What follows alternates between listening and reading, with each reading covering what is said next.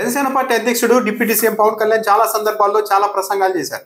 సమాజం ఎలా ఉండాలి, మనుషులు ఎలా వ్యవహరించాలి, ఎంత మానవత్వంతో ఉండాలి అన్నవి గతంలో అంటే అధికారంలో లేనప్పుడు చాలా ప్రసంగాలు ఇచ్చారు. ఇప్పుడు అధికారంలోకి వచ్చారు. అర్జెంట్ గా జనసేన పార్టీ అధ్యక్షుడు పవన్ కళ్యాణ్ తన కార్యకర్తలకి, మరీ ముఖ్యంగా జనసేన పార్టీ నాయకులుగా చలామణి అవుతున్న వాళ్ళకి పాఠాలు నేర్పించాల్సిన అవసరం అయితే ఉంది. ప్రజలు అధికారం దేనికి ఇచ్చారు అన్న దానిపైన జనసేన పార్టీ స్థానిక నాయకులు మిస్అండర్స్టాండింగ్ చేసుకుంటున్నారు.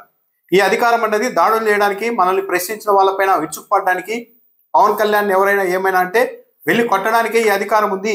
అధికారంలోకి వచ్చిన తర్వాత ఇక మనల్ని ఎవరేమన్నా సరే వెళ్ళి కొట్టేయవచ్చు అన్న అభిప్రాయంతో చాలా మంది జనసేన పార్టీ నాయకులు ఉన్నారు. మచిలీపట్నం మండలంలో ఈరోజు ఆర్ఎంపీ డాక్టర్ గిరిధర్ పైన గురువారం రాత్రి 50 మంది జనసేన పార్టీ కార్యకర్తలు, నాయకులు వెళ్లి దాడి చేసి విపరీతంగా కొట్టారు. ఇంటినంతా ధ్వంసం చేశారు. ఆ పక్కనే ఉన్న మరో దళితుడు సతీష్ కు సంబంధించిన షాపును కూడా ధ్వంసం చేశారు.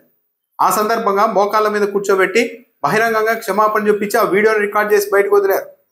పోలీసుల సమక్షంలోనే ఇదంతా జరిగింది. అయితే ఇక్కడ విచిత్రం ఏంటంటే, ఈ దాడికి నాయకత్వం వహించిన జనసేన పార్టీ నాయకుడు కొరియర్ సీను అక్కడికి వచ్చిన పోలీసులతో వాగ్వాదానికి దిగారు.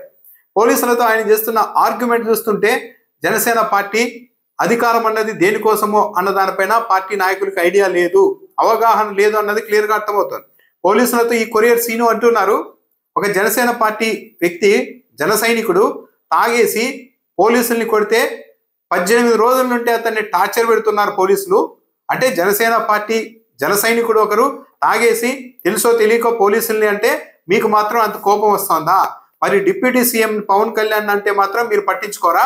పైగా అన్న వ్యక్తికి, పవన్ కళ్యాణ్ తిట్టిన వ్యక్తికి కాపలాగా మీరు వస్తారా అని పోలీసులతో వాగ్వాదానికి దిగారు కొరియర్ సీను. అంటే కొరియర్ సీను ఉద్దేశం ఏంటి అంటే, మేము అతని పైన దాడి చేయడానికి వచ్చాము, పవన్ కళ్యాణ్ తిట్టారు కాబట్టి మేము దాడి చేయడానికి వచ్చాము, మీరు పోలీసులు వచ్చి అడ్డుకోవడం ఏంటి? ఇది మా ప్రభుత్వం కదా, డిప్యూటీ సీఎం అన్న తర్వాత మీరు వచ్చి అతన్ని అడ్డుకోవడం ఏంటి, కాపలా ఉండడం ఏంటి? అంటే మా ప్రభుత్వంలో మా నాయకుడు డిప్యూటీ సీఎంగా ఉన్న ఈ రాష్ట్రంలో ఒక వ్యక్తిని యథేచ్ఛగా కొట్టే హక్కు కూడా మాకు లేదా అన్నట్టుగా ఆర్గ్యుమెంట్ ఉంది ఇండైరెక్ట్ గా. ఇది చాలా ప్రమాదకరం. అంటే ఆ అధికారాన్ని ప్రజలు దేనికి అప్పగించారో కూడా ఆ కొరియర్ సీను అనే ఆయనకు అవగాహన లేదు అన్నది స్పష్టంగానే అర్థమవుతోంది. జనసేన పార్టీ కార్యకర్తల దాడిలో గాయపడిన గిరిధర్ని పేర్ని నాని, మాజీ మంత్రి పేర్ని నాని పరామర్శించారు. అనంతరం ఆయన డిఎస్పీ కార్యాలయానికి వెళ్లి దీనిపైన ఫిర్యాదు చేశారు. డిఎస్పీ కార్యాలయానికి వెళ్ళినప్పుడు పోలీసులు అసలు ఏమీ జరగలేదని స్థానిక ఎస్ఐ చెప్తున్నారంటూ మాతో అన్నారు. మేము ఎప్పుడైతే అన్ని వీడియోలన్నీ చూపించేసరికి అప్పుడు ఏం మాట్లాడడం లేదని కూడా పేర్ని నాని చెప్తున్నారు. పేర్ని నాని మరో అంశాన్ని కూడా ప్రస్తావించారు. ఇదే బందరు నియోజకవర్గంలో జనసేన పార్టీని, పవన్ కళ్యాణ్ ను ఒక గిరిధర్ మాత్రమే కాదు చాలా మంది విమర్శిస్తూ ఉన్నారు. ప్రజాస్వామ్యంలో విమర్శించడం అన్నది హక్కు. ఇదే జనసేన పార్టీ నాయకులు నన్ను, నా కుమారుడిని పచ్చి బూతులు తిడుతుంటారు రోజు, మేము మాత్రం ఎవరిని ఏమీ అనడం లేదు కదా. అదే పవన్ కళ్యాణ్ ఒకరు ఏమైనా అంటే వెంటనే వచ్చేసి దాడి చేసి కొట్టేశారు. పైగా ఇక్కడ ఈ మొత్తం జిల్లాలో ఒక్క గిరిధర్ మాత్రమే కాదు, ఆ గ్రామంలో ఉన్న ఒకే ఒక్క రజక కుటుంబం గిరిధర్ది, ఇంకెవరు సపోర్ట్ గా లేరు ఆ గ్రామంలో. ఆ ఒక్క కుటుంబమే ఆ సామాజిక వర్గం నుంచి ఉంది కాబట్టి అతడిని కొట్టేసినా ఏమీ కాదని వచ్చేసి దాడి చేశారు. అదే మిగిలిన సామాజిక వర్గాల జోలికి వెళ్తే జనసేన పార్టీ నాయకుల్ని, కార్యకర్తల్ని అక్కడే కాళ్ళు చేతులు ఇంచేసి వీళ్ళ రౌడీజాన్ని దగ్గరలోని శ్మశానంలో పాతరేస్తారు కాబట్టి వాళ్ళ జోలికి మాత్రం వెళ్ళడం లేదు. ఆ సామాజిక వర్గం నుంచి ఒకే ఒక వ్యక్తి అక్కడ ఉన్నారు కాబట్టి వెళ్ళి దాడి చేశారు. దాడి సమయంలో గిరిధర్తో పాటు ఆయన భార్య, కుమార్తె కూడా ఉన్నారు. అయినప్పటికీ కూడా దాడి చేసి ఇంటినంతా ధ్వంసం చేసేశారు. జిల్లా పోలీసులు ఇప్పటికైనా స్పందించాలి.